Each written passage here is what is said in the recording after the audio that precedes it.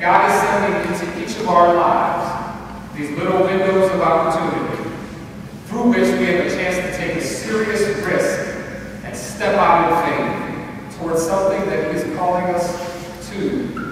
rather than what seems logical or what just seems comfortable for ourselves. And those people throughout all of history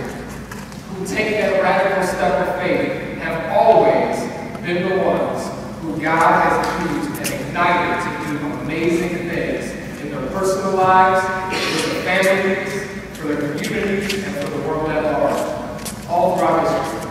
Every person in this room, your life and your legacy on this earth will be marked by those windows of opportunity